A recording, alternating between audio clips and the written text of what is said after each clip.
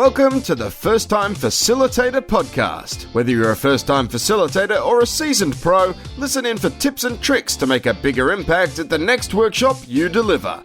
And now, your host. She gets bright, shiny object syndrome all the time, Leanne Hughes.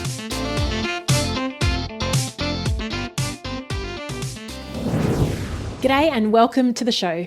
I'm your host, Leanne Hughes, and I'm here to help you create unpredictable workshop experiences that predictably work. Last week on the show, I took you behind the scenes, sharing a bit of a backstage pass on what it takes to find a collaboration buddy and work together on a system and process to create a solution to a problem that you both have. So it was really just sharing how Yuri, the magic sauce Shoulders, and I are collaborating together on the Virtually Possible program. And doors are still open for that. If you'd like to find out more and register, would love to see you in there. Head on over to firsttimefacilitator.com/possible. Okay, now today's guest. How did I find him? Well, it's interesting how social media works. Michael Bungay Senior, previous guest on the show, one of my favorite authors and people, shared an article on LinkedIn. And the article was called How to Host a Cocktail Party on Zoom and Have Better Classes, Conferences, and Meetings Too. What a cool concept, hey? Hosting a cocktail party on Zoom. Now, this was written a few months ago, just when the COVID lockdown was happening and everyone was trying different things on Zoom. So I saw the article, very compelled to click on it, of course. Who doesn't love a cocktail party? And if you can do it virtually, even better. But the level of detail in this article was next level. And Misha actually put screenshots and illustrated how you do it. The secret to letting people skip around into breakout rooms and how he was really specific in the rooms that he set up as well, which he'll share in this conversation. But what I really noticed is that this guy, Misha, really considers the finer details that make a difference when it comes to facilitating our meetings, our workshops. He really goes the extra mile. I found out more about him. He was a guest on Michael Bungay Senior's podcast, We Will Get Through This. And I realized just how cool this guy was and how he facilitates some incredible events. So who is he? His name is Misha Glouberman, and he teaches communication skills, runs meetings and conferences for organizations. He also hosts live events and speaks at conferences. Now, in this episode, you'll learn how we can get better at our everyday conversations through the process of zooming out, how to be more collaborative and participative in solving problems when you're helping out or within an organization. And he also shares an incident he had when he was moderating a panel and someone in the audience called him out. You've got to listen to that story. I certainly got goosebumps. I got chills when I heard it. But what was more interesting was Misha's response to it and the amazing lesson that he got from it, which I think is really reassuring for us as facilitators. Another thing I'm still trying to navigate is that line between giving autonomy with participants versus being collaborative versus your expertise and how much do you push in that regard. And Misha provides an excellent distinction on how we can do this by being more transparent and sharing more of what's going on inside our own head and what's driving our decision. I love that. And a lot of it is about letting go. Misha is the author. He co-authored a book with Sheila Hetty, which was called The Chairs Are Where the People Go. Now, in that book, Misha relays everything he knows about communication, conferences, relationships, making friends, monogamy, playing charades, and more. He's an interesting character. His approach to conference design draws on open space technology and unconference approaches, which are highly effective at getting people talking and sharing ideas in ways that are effective and meaningful. Misha has taught classes in improvised music and theatre, worked as a database designer, and has a degree in philosophy from Harvard. His work has been described as humanizing relationships, one event at a time. Also, every month he hosts Trampoline Hall, which is a barroom lecture series. He's been doing that for decades. Amazing. If you'd like to continue the conversation when the show is over, jump into our free Facebook group called The Flip Chart. Misha's in there as well, so you can actually directly ask him questions. We've also got a link to everything Misha does, his podcast, the article that brought us two together, as well as his social and website details. That's all in the show notes over at firsttimefacilitator.com/episode 131. Now, onto the show. I'm excited to welcome onto the First Time Facilitator podcast, Misha Glouberman. Misha, thank you so much for joining us today. Thank you very much for having me. It's great to be here. Misha, it's funny, I was just reflecting on before this call how I know of you. And it's LinkedIn again. So I follow Michael Bungay Stania. I've interviewed him. He's been a previous guest on the show. And he doesn't promote a lot of work that's average. He promotes the really good stuff. And he put a post on LinkedIn, I think at the beginning of COVID, when everything was hitting, everyone was moving virtual, that was promoting one of your articles on how to host a cocktail meeting over Zoom. Yeah. And I was like, okay, what does this guy know? Clicked it and was just converted. I'm like, who is this Misha guy? Like the level of detail he went into on that article was amazing. And so I just wanted to start off with that and just say that's how I found you and connected with you. Can you share with our listeners though, I guess you could share what inspired that article, but a bit more about your story, setting the context. So that article, also I should say the article is how I come to know you too, because I think someone emailed me and they're like, oh, I saw your article. I read about it in the flip chart. And I was like, the flip chart, what's that? And they're like, oh, it's this great forum. So it's in fact, that article brought us together in kind of two directions, which was really nice. Yeah, about the article it was in the early days of COVID, and I'd been running a lot of virtual events in those first few days. And I'm not someone who's been a big expert on Zoom. So like many of us, I was like, I guess I got to figure out this Zoom thing. Like I'd used it a bit, but I hadn't really. And like many of us, I was sort of skeptical. I was like, oh, you can't build meaningful connection online. But as soon as COVID hit, I was like, oh, that's kind of my job. Because my job previously is to, among other things, help people build meaningful connections and meetings and conferences and stuff like that. And I thought, well, I guess I got to start figuring out how to do that on Zoom. And like many of us, I feel like I'm just telling a story so many of us had. It was like many of us were like, oh my God, you can do a lot here. This is really good. You can do a lot. And when the pandemic hit, all of my work disappeared. And I was like, this is great. I have all this free time. And for whatever reasons, I wasn't too worried. I don't know why. But I was like, there's just so much opportunities to do interesting stuff. So I was doing all these events to try to get people forming meaningful connections online and using the skills I had as a facilitator to get people to talk about important things. And as I was doing that, my birthday was coming up. And I was thinking, like, I guess I'm not going to have a birthday party this year. I mean, I'm a grown man. I don't have to have a birthday party every year. I usually do, but, I can skip it. And I was like, I kind of could do it online. And then it occurred to me, we think all so much about the upsides and downsides of the virtual stuff. It occurred to me that every year on my birthday, I usually have a party. And one of the things I always feel when I have a party is I'm sort of sad. I'm sad that so many of my friends are in different cities. And I think when I have the party, I'm like, most of the people I really love aren't actually at this party. I mean, not that I don't love people in Toronto where I live, but my wife would always say, like, maybe one year you could have a special party and people could fly in from all over. And I'm like, I don't want my friend to fly in from Switzerland to come to my birthday party. But I was like, oh, on Zoom, you can just do it. I could have a party where everybody, comes from all over the world. So I was so excited to do that. And I started thinking about how parties work and what you can do on Zoom. And it seemed to me that the number one thing that happens at parties that you can't do on Zoom. So I was doing lots and lots of stuff with breakout rooms on Zoom. And I was like, oh, you can create all this intimacy and all this meaning, all this connection of breakout rooms on Zoom. But what you can't do is, what happens at parties is let people move around, So mostly people were having sort of like, at that point, people were having like drinks on Zoom, and drinks on Zoom would be like 25 people on one screen. And I was like, that's not a party. Like a party isn't 25 people having one conversation. Like if you ever went to a party and it was just 25 people standing in a circle, taking turns talking, you would just like walk right out the door, right?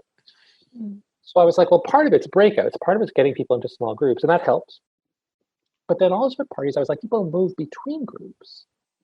And Zoom doesn't want you to do that. Everything about Zoom is like baked into Zoom is this incredibly structured, hierarchical, top-down, like in a meeting, there's like one host. If it's 1,000-person meeting, there's one person in charge of everybody. I'm like, it's like antithetical to everything I do as a facilitator. Like so many structures baked into Zoom.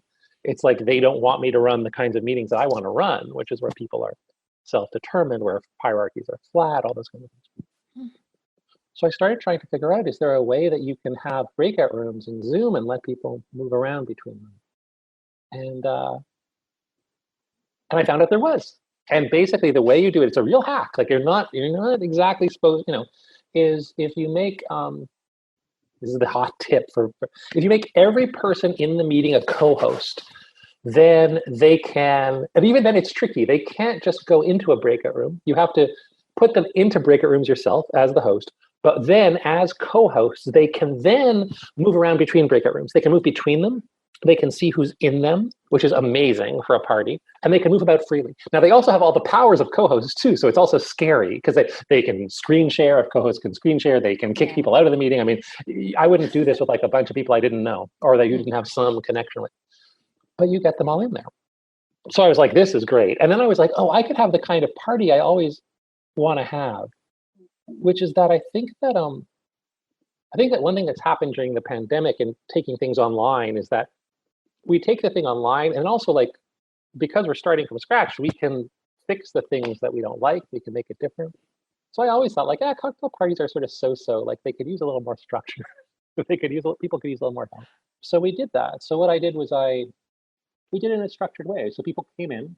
So first of all, I made a bunch of room names. I put them in a Google Doc that were just the numbered rooms. And I was like, there's the gazebo, and there's the porch, and there's the ditch, and there's the garage, and there's all these different places. There was, I think, a trophy room. I mean, it's like, I just bring anything. And then we had people come in, and the first thing we had them talk to each other. And I did some sort of icebreakery stuff and had them talk about what they wanted from the party and how they were feeling, all this sort of stuff. But then what we had them do is I had people say, look, what kind of conversation are you hoping to have? What are you hoping to talk about? What are you hoping to not talk about? Is there have them think about that. And then what we had them do is we had them go into the Google Doc and sort of say, okay, my name's Steve. I'm going to be in room 3. And I really want to talk to people about what's happening with the pandemic and the science of that. And then someone else is like, I don't want to talk about that at all. I really want to just talk about video games. And people would just name all the different topics and populate the Google Docs. And then we put them in the breakout rooms, and then boom, everyone then moves around in the rooms. And all of a sudden, people are in these rooms, and they're all talking to people about things they want to talk about. They found common topics. And some people were in big groups, some people were in little groups, some people spent the whole time in one group, some people moved around between groups, some people saw people they hadn't seen in 15 years and like just went into a room alone and just talked to them. And all that stuff happened in this virtual space. And it was such a pleasure. And what was so nice to me was seeing all the different ways that people could do it, that there wasn't sort of one way to be. It could be big group, little group. Some people only talked to people they didn't know. Some people talked only to people they did know. Some people moved between groups, all those kinds of things. And all those options were available to people. And it was really delightful. I'm really happy. And for me, it was in some ways a very gratifying birthday party. And in some ways, as I think as a facilitator, I got to like not actually be in the experience, but got to like do the work of hosting it. Yeah, I was actually going to ask about that because I know even when I think back to birthday parties that I've hosted, there's always like all that pressure on you. And I think being that person also having to like dictate the terms, the Google Docs. I don't know if you find this as well. I know when I'm in Zoom calls and I'm putting into breakout rooms and I'm just sitting there in the main room, I'm like, what the heck is going on in these rooms? Like, were you very curious? Did you just want to pop in? The main room is a weird place in a Zoom call. Well, often if I'm doing facilitations and stuff like that, one thing that I'll sometimes do, and I'll let people know before, is I'll go and I'll pop into the rooms. Like if they're going to be there for a long time, I'll say, I'm going to put you in groups. And just, I'm going to pop in and pop out. Like at my birthday party, I'd sometimes go join the conversation. But sometimes even in groups, I'll just go and I'll go with my camera off. Like they'll see that I'm there, but I'll go and I'll listen. Or sometimes I'll go with my camera on, like whatever. But you can go into the breakout rooms and see what's going on. But yeah, it's different. It's like the opposite of like when you're facilitating, you feel all that buzz and electricity. Yeah. You just feel like, boom, alone. Boom, that's it. Or even worse, it's you alone. And then it's like the one person who came to the meeting late who needs technical support. Right. And you're just alone with that person, the person who like got logged out and now they're logged back in and they're like, that's terrible. There are some really interesting dynamics. I was in a call a couple of weeks ago and I was putting it into breakout rooms and I was put in, like the host purposefully put me in with a real introvert, someone very quiet for a specified period of time, about 10 minutes. And Misha, honestly, the conversation ended after about 3. And I'm like, I was like trying to talk and ask questions and they were very reserved, very quiet. And I was thinking, okay, trying to take this a bit meta, what should I do? Do we just then go back into the main room? And there's no real kind of Zoom etiquette on that. What do you think? What would you do in a situation? I mean, I'm talking to you now. I don't think there'd be any moment of silence if you're in a breakout room. But did they give you a prompt? Yeah, there were prompts. And the question, we talked about the questions. We did all the activities. I think in 10 minutes, if I'd had someone a little bit more talkative, it would have been perfect. But the time and... I kept it going because I can keep talking, but I was thinking maybe this guy isn't enjoying this so much. Should we just call it? Are you thinking what you would do as a facilitator if you were running it or just what you would do as a participant in that situation? Both, a bit of both. Yeah. I mean, as a participant, I was having to scramble and think about it. I didn't know that was a strategic move. The facilitator told me afterwards. She's like, oh, by the way, I specifically put you in that room with that person. Yeah. I mean, one thing I wouldn't do as a facilitator is put people in rooms together for secret reasons that I didn't share with them. That's something I probably would not do myself. I don't think it's a terrible thing to do, but right off the bat, it's like, oh, she's doing something. She's doing some like puppet master stuff that I wouldn't do. That said, I mean, maybe I'm being skeptical, but part of me thinks like, if it's a prompt that only gives 3 minutes of conversation, even with a quiet person, I'm like, man, that doesn't sound like it was a really good prompt. Yeah, it's funny. I haven't thought about that. Usually I found when people come back is that no matter how much time you give people, they say they wanted more time. And also people underestimate it. So one thing, actually, having just said that I don't do puppet master stuff, I try to, as much as possible, I try to be like as transparent and as honest with my participants as I can. And one instance that I can think of where I don't is that I typically tell them how long they're going to be in a breakout for. Like, unless there's a timer. Like, if I think they're going to be in there for 10 minutes, I say, I'm going to put you in breakouts for about 7 minutes. So I'm not lying. About 7 or 8 minutes. I think everybody thinks, 7 minutes, that's a long time. And then you bring them back at 10 minutes and they're like, that wasn't enough time. So it might have to do with the prompts. I mean, if you're in that situation, you're a facilitator. So you should also be able to help someone. Yeah, I was like, oh my gosh. So I'm still thinking about it, but I do like your idea on the level of prompt. And I'll say another thing actually in terms of that. In terms of one thing I'm aware of as a facilitator is that when I'm doing facilitations on Zoom, rarely if ever would I put people in pairs. I do it a lot in live stuff, but I don't in Zoom. And one reason why is because of the thing that you described is that when, not exactly that, but when people are in pairs, they're completely alone. And depending on the nature of the group, but if it's like, say, a medium-sized group of people who don't know each other very well, I feel that's not safe for people. You could be in there with someone who harasses you. You could be in there just with someone who's like really super socially awkward. And I want to make people a little safer than that. And my inclination is to think that, so I wouldn't have put you in that, you'd be that with that person and another person at the least. And so I think pairs are okay on Zoom if it's like a small group that's an intact team that really know each other. But in a context like the one it sounds like you're doing, I would never intentionally put people in pairs for precisely those kinds of reasons. Yeah, that's really good. And I love that we're talking at this deep level of detail on these virtual programs. The other thing that I noticed as well, so if you're watching this on YouTube, you see I'm holding a microphone today, and I have a microphone because the audio quality is better, but I'm also noticing that it gives me a level of status. When people get into calls with me and I've got this microphone, it's like Leanne is the interviewer, you're the person. So I've got to think about how I kind of move the microphone or not have it in the visual. So Misha, just a bit about your sort of background and the work that you do. Have you always been interested in creating great connections? Where did you sort of discover that you wanted to work in this field? It was like a very circuitous path with lots of ins and outs and ups and downs. I did. I think I always. I taught. I was very involved in improv theater when I was a young person, and the thing I learned from improv theater most of all was I went to university and they had an improv group and I auditioned to get in and I didn't get in. And I thought, this is one of those moments in life where they're like, oh man, that bad luck was so good. So had I gotten in, I probably just would have done improv. But because I didn't get in, I was like, I'll start my own group. That'll be fun. And I thought, I'll teach some people to do improv and then we'll do improv together. What I discovered was that I loved teaching people to do improv. And it allowed me to think about it in a way that was really different from just doing it. And I loved being in that kind of role of teacher and helping people listen to each other. And so I think that was part of it. And I think years later, when I got out of school, for a while I missed it and I kept trying to do improv and it was never fun. And I realized I don't miss doing improv. I miss helping people connect with each other in this meaningful way. And so that became more what I tried to do. That's one. I did a bunch of other. I ran a residents association, and I did a bunch of stuff. I was a software developer for a long time. That is a weird path. That's cool. How long have you been running your own show for?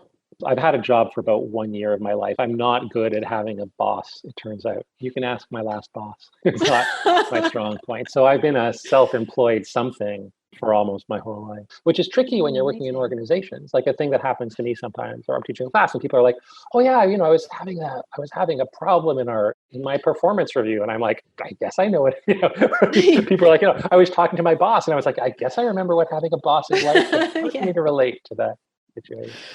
Oh, I love that. I really like what you said. My own for a long time. Oh, good on you. That's really exciting. Yeah, I like it. And so the topics that you really focus on are things like communication and negotiation. The title you gave to this, How to Talk to People About Things. It's very simple, but when you hear it, you get it. What kind of things do you cover in those workshops?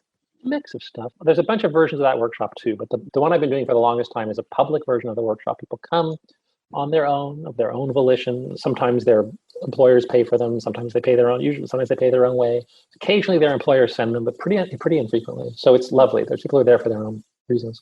And I would say people show up about kind of 75% for work stuff and 25% for personal stuff. And then by the time the class is over, it's probably more like half and half.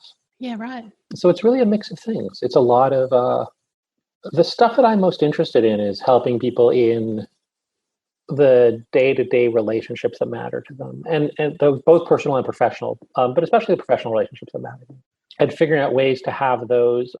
So it's how you get along with your family, how you get along with your boss, how you get along with your employees, how you get along with your coworkers, like all of those kinds of things, and looking at all the ways in which how important those relationships are and how important those conversations are, and also how I think people sort of come in thinking like, oh, what matters is this sort of one really big conversation that like I have something that big like once a year or twice a year. But I'm more interested in like the everyday and how to be more fully present and fully authentic and like just all the stuff that goes on.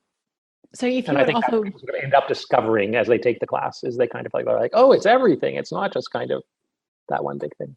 Yeah, it is. And back to, Stephen Covey wrote that book years ago, 7 Habits, but he talks about just that emotional bank account and how every day you've got to sort of deposit into those relationships.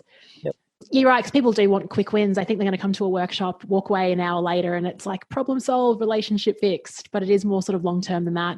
So if you could offer up some tips or some suggestions for listeners that are wanting to sort of like really target a relationship and build that over time.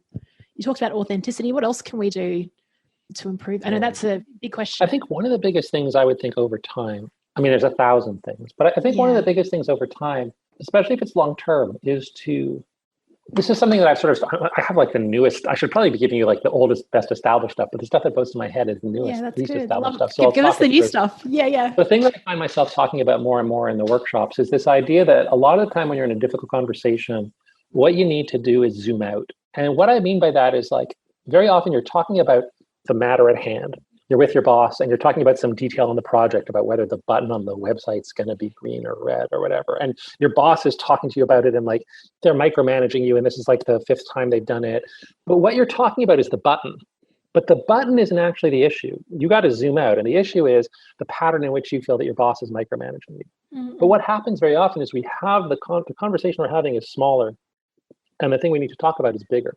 And so zooming out can mean talking about the pattern that this instantiates. It can mean talking about the relationship and how this conversation fits into your relationship. It can mean talking about feelings that are going on inside of you. So you're sort of stepping back from the problem and looking at it. And it can also mean talking about systems and systemic issues. So talking about things like racism or stuff like that, or another form of zooming out. But so very often we're kind of just talking about the thing in front of us. But if we can step back and talk about the bigger thing, we'll get more results. And usually the times to do those are different. So the time to talk about your boss micromanaging you isn't the moment when you're talking about the red or green button. That what you have to do is then actually take the time to go back to your boss and say, hey, listen, I'd like to talk to you about some things in our working relationship. And one thing that I feel is that on a number of occasions recently, I felt kind of micromanaged and I want to talk to you about what's going on there and I want to kind of explore that. So being able to step back and talk about the bigger thing, especially in relationships, is really important if you can do that. Timing is a really interesting one. And I think of past relationships and when people sort of come to me and go, hey, we need to talk, that just like triggers off alarm bells. Is that what you open up with, or should you just be a little bit more need to talk is not what I would well, another one of the big tips we talk about a lot is that one thing that I believe really strongly is that when another thing that happens when conversations are going badly, I think very often people are looking at the wrong thing. So first of all, you're zooming in, you're sort of zoomed in at too fine of a thing. The other thing I think when conversations go badly is that the participants in the conversation haven't come to an agreement about what we would call like the process of the conversation as a facilitator. So you're talking about the content, but you haven't actually agreed on process. And process is, things like, what are we talking about? When are we having this conversation? Are we having this conversation now? Who's involved? What are we trying to do in this conversation? Are we trying to come to a decision? Are we trying to just share information? Is this the only time we're going to talk about this? All those kinds of things are process issues. But very often the biggest process issue, and process needs to be decided together. And one of the biggest mistakes we make, and especially those of us who are professionals in this, is that we think, well, I'm a process expert. So I'll sit down with someone and I'll say, hey, we've got this big issue. Let's talk about it. Here's how we're going to do it. We're going to talk about our underlying interests. Then we're going to explore some options. Then we're going to work together to find. What I've done is I've now unilaterally imposed a process upon them. And so what they're thinking is, he's not the boss of me. Like, why is Misha telling? So even though what I'm doing is being super duper, I'm like, I'm going to be so collaborative. I'm going to make you use this super collaborative process. It doesn't work. And so even we need to talk. Those words, perfect example, right? That is super unilateral. So can we talk? It is collaborative. We need to talk. I've already decided that we need to talk. If you disagree with me, we're already at odds with each other. So once you start talking, the other person's going to be like, you're just saying words at me. I don't even think we need to talk. So you have to establish all that. Oh my gosh. So if you want to approach someone, rather than saying we need to talk, we say, I'd like to talk to you. When's a good time? And when you say that, you got to be prepared for now as an answer, right? Yeah. So I'd like to talk to you. I'd like to talk to you about X. Is that something you'd want to talk about? And if so, when's a good time?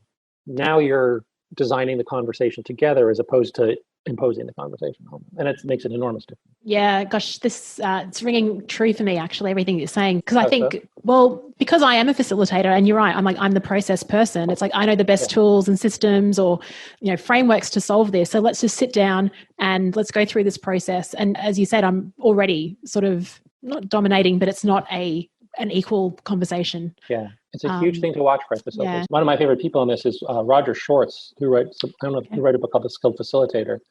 And it seems to me that like the central, there's a bunch, it's a wonderful book, but the central insight in there is that as facilitators, most of the time, very often, what we're doing is the opposite of what we are asking our participants to do.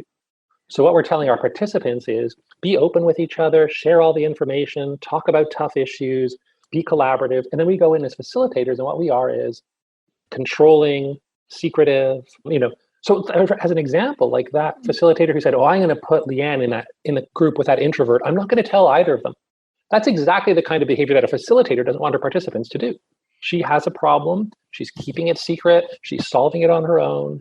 I'm not saying she's a villain, but you wouldn't want your participants doing that. You would want your participants talking openly about a problem like that, not secretly trying to solve it without involving the parties. But she's doing that, right? So that's the stuff that Roger talks about. That's just lovely. And I've really taken that to heart. And so what that means is in my facilitation, I do not always succeed, but I try to be as to enact the values I look for in my participants, which is to be collaborative, to be transparent, to be curious. And that's not to say that I don't pretend as a facilitator. I don't abdicate my responsibility as a facilitator. I have a special responsibility and I have special expertise, but I try not to be, for instance, secretive in how I exercise that expertise.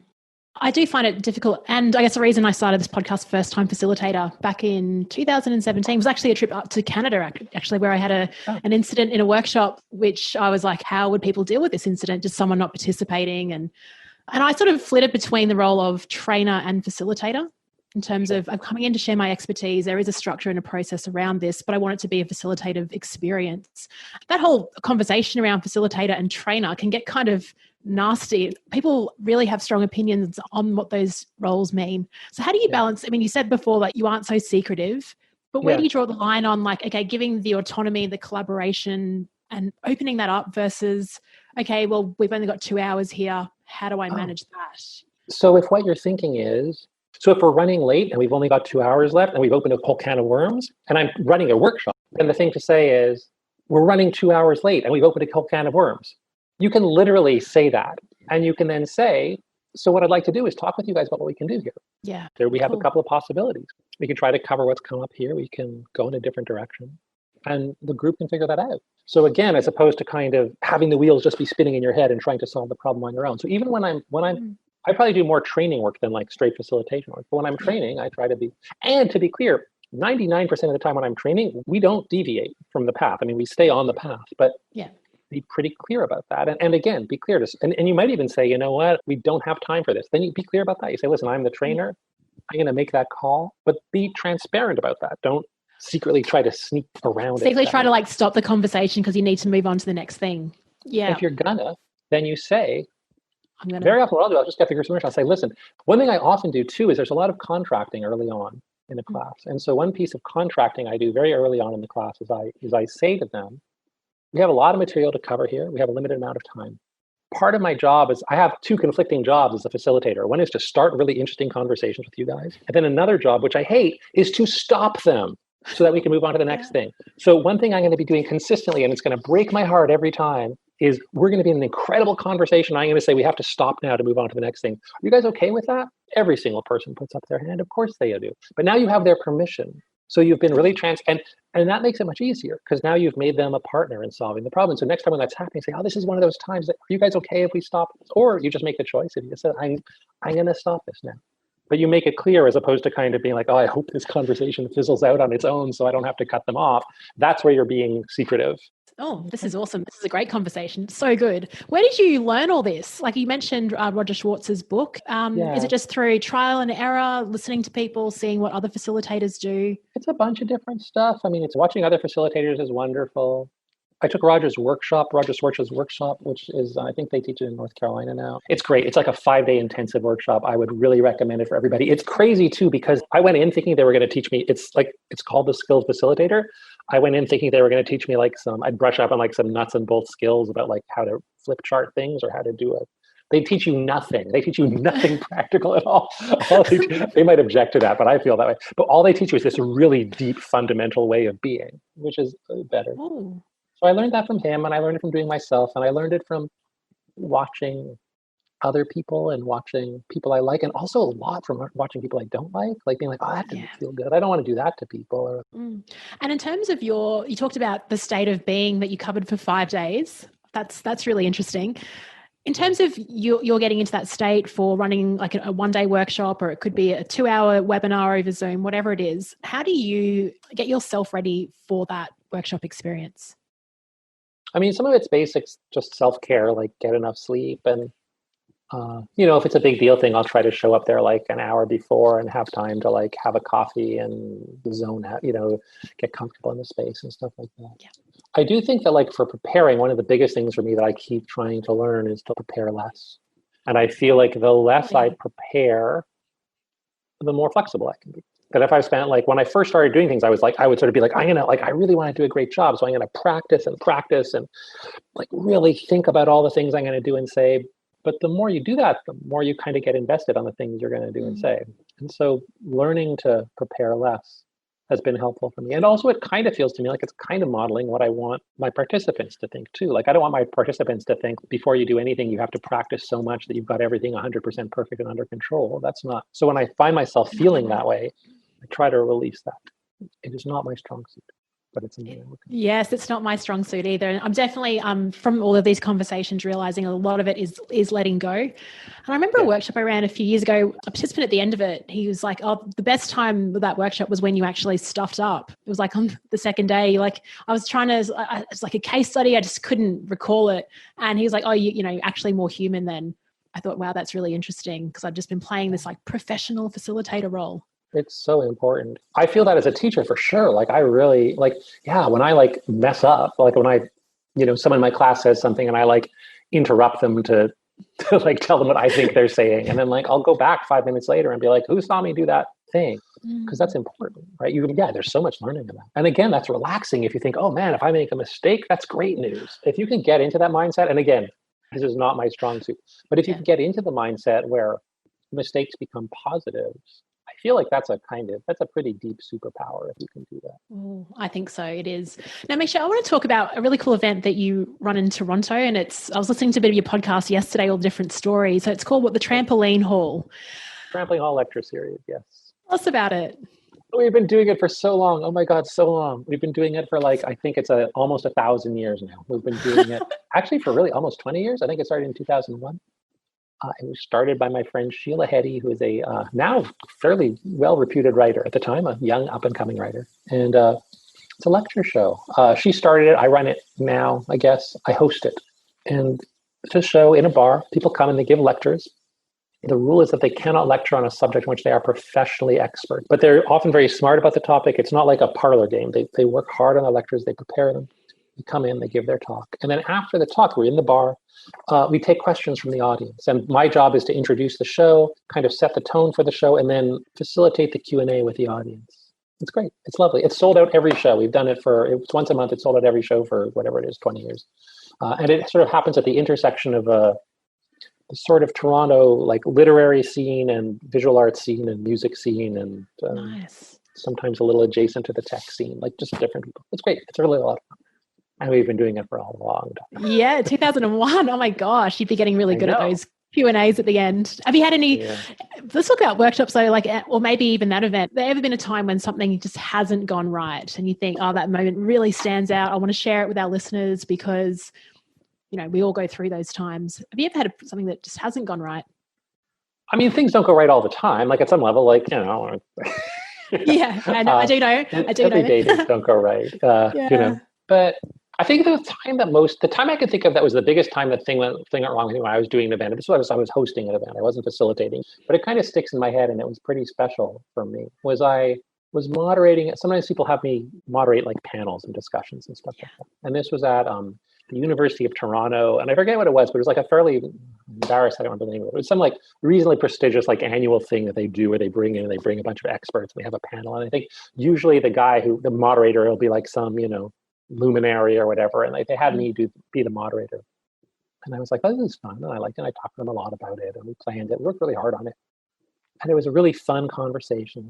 I thought it went great, and they said, we really want you to be conversational and talk with these people, and they sort of, you know, and then at the end of it, I went to the audience and I was like, are there any questions? And somebody in the audience raised their hand. They said, yeah, I have a question. I said, what's your question? I said, yeah, my question is, how come the moderator talked so much? And I was like, what do you mean? They were like, you completely ruined the panel. Like there were these really smart people and all you did was like talk. And it was like, oh my gosh. And it was so exciting. Because like when you go on stage, like your fear is, what if they hate me? Every time you go on stage, you're like, what if they hate me? And I was like, and basically that was it. I was like, does anybody have any questions? And someone was like, yeah, I have a question. You suck. That's my question. My question is, you suck. And I was like, huh. And it was amazing because it was super liberating. Because as soon as you hear that, you're like, all of a sudden, like your sort of greatest fear comes true. And you're like, oh, this is not bad at all. This is actually kind of cool. So I was like, tell me what, you know, like I was like, tell me why you think that. And he was like, this, and this. And I was like, I'm really sorry. You know, and I said, look, I try and walk a line between keeping this thing conversational and not overstepping that bounds. And if you feel like you overstep that bounds, I'm sorry. And I was like, who else in the audience feels that way? And like 4 hands went up. And I was like, who doesn't? And like all the other hands went up. And I was like, hey, well, you know, I didn't make that guy happy and I'm sorry. And he went on. And, you know, but having that moment of just like, just the basic thing that you fear. I mean, I guess it wasn't as bad. Like, I guess the thing you really fear is that everyone would be you suck, you know, but that sort of fear of like, just the audience just being like, we just hate you. I think I never was someone who had like a lot of stage fright or a lot of fear in front of groups, but I think any fear that I had after that, I was like, oh, right. The worst thing that can happen is someone's going to tell you suck. And then you're just like, you know what? Yeah. On my show the other week with Alan Weiss, he was talking about getting referrals and stuff. And he goes, just remember, you're not being shot at. Like the worst thing that can happen is, you know, worse off than you were when you walked in. You've learned a lesson. Incredible thing about humans, man. Like when you think about how scary that is for us. Like we're scared of heights. And if you think about why we're scared of heights, we're like, that makes sense. Like you could fall, you could die. Like the fact that, but like just the degree to which we're afraid of groups of people or the degree to which we're afraid of rejection. Yeah. Quite remarkable. And if you try to work through like why, it's really weird, deep evolutionary reasons that don't make sense. But aren't so logical, yeah. And it can really hold people back from doing the things that they want to try or putting themselves out there. So advice for first-time facilitators, if you had to go back all that time and share some advice to your younger self about running workshops, meetings, great experiences, what do you think you would tell yourself? I think worry less about getting it right, you know, take on less. You know what I think a better way of putting that is, which I think is even more productive, is take on less ownership for the outcome. Oh, that's powerful. It's not your outcome. And once you do that, that means all kinds of things. It means you can prepare less. It also means you can fret less about like whether you're going to do a great job, because ultimately it's kind of their job to do anyhow, you know, all that. Awesome. That's wonderful. I love all this. And it really resonates with what we talked about Michael at the beginning. I think you're mates with him in Toronto. He talks about being more lazy as well. And I love that. Yeah, it's really important, man. It's so important. Misha, if everyone would love to, you know, reach out to you, read your article, find out more about the work that you do, where should we send them? I guess the best place is my website, it's MishaGlouberman.com. You don't know how to spell Misha Glouberman, but if you go into Google and just guess how you spell Misha Glouberman, it will autocorrect you to Awesome. that. I have if you like know my projects, you can sign up for my email list. I'm on Twitter too. I don't tweet very often. Those are the main things, I think. Great. I have a book. People can read my book. Yes. What's the title of your book? The book is called The Chairs Are Where the People Go. It's a book I wrote quite a few years ago. So if you want to know, hey, what was this guy like in 2010? You can read that book and find out. Amazing. Gosh, I can't believe we didn't even get to the book, but we've learned a few sort of key philosophies on how you organise these events. And I've got to say, it's been an absolute delight talking to you. And the best thing about this podcast is I'm just learning every time I have a conversation, and you've really reinforced that. Let go. It feels to me like the best. I'm curious what it's like. Can I ask you what it's like for you? Yeah. Because I got to say, it always seems to me like the best, like the sweetest gig in the world. Like it's just such a smart project to do, to be like, oh, I'm going to have a podcast where what I do is just interview, reach out to people who seem interesting to me and interview them, because you get to reach out to people who are interesting to you. And it's the best. Oh my gosh. It's the best thing I ever did. So when I was thinking about starting a podcast, the advice that was given to me was do a podcast on something you want to learn more about, because even if no one listens to it, at least you're learning something from the process. Yeah. And a lot of people were like, first time facilitator, you won't have more than 50 episodes. Like, what can you possibly talk about? And it's like, oh my gosh, it's crazy. It's ridiculous. Yeah, because there's only 50 good facilitators in the world. Everyone knows that. Yeah. And just be able to connect with amazing people and get their time and then sharing that with other people. It actually, and then I guess the best thing about it is when people listen to the show and they've tried something different in their workshops, it's like just amazing. It's the coolest thing. Can I ask you more about it? I don't know if this is part of the interview. I'm just curious. Yeah, go for it. Yeah. So I'm curious about how much work it is for you to do it. Yeah. So when I first started, I did everything myself. I did the editing in GarageBand. So let's just talk about a typical interview, a day in the life of even like getting you on the show. So a bit of email correspondence about the show, booking in Calendly, then a bit of prep. So like I said yesterday at the gym, I listened to your podcast. Like I've read your articles. I listened to your show with Michael. Yeah, I just want to get a bit familiar with who you are and then sort of spin off it so it's something a bit different for this episode, not asking you the same questions. Then it's just, this chat here. Now I've got a bit of a system. So I send this I've got an audio guy in Argentina. G'day, Diego, if you're listening in. He does a great job. And I've got a virtual assistant in the Philippines, and she does a lot of bit of the show notes, like takeaways. And then it's just released every week. So actually that's not the hardest part. So that's like the easy part. The hard part is everything that comes afterwards, the marketing of it, the follow-up, the publishing on the website. You seem like you do a lot of social media, kind of being around and being part of that community and stuff like that. Yeah. Cool. It's always a dream for me. It's always a dream of mine to like do that. And then every time I look at it, I'm like, it looks super easy. And then when you look at it, you're like, oh, it's kind of like medium easy.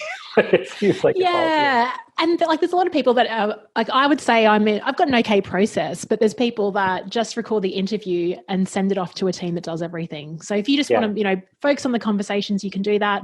If you want to have a bit more sort of buy-in and do some of the work, you can sort of flex between the two spectrums. Right. Yeah. Okay, thanks. That's very, very helpful. Thank you so much for being on the show. Hey, thanks so much for sticking around. You've reached the end of another episode of the First Time Facilitator podcast. Connect with the show at firsttimefacilitator.com or follow me on Instagram at Leanne Hughes to find out what I'm up to during the week. If you enjoyed this episode, please feel free to share it with someone who will also appreciate the insight, and make it easier for yourself and subscribe to the show in your podcast player of choice. Thank you so much for listening, and chat to you next week.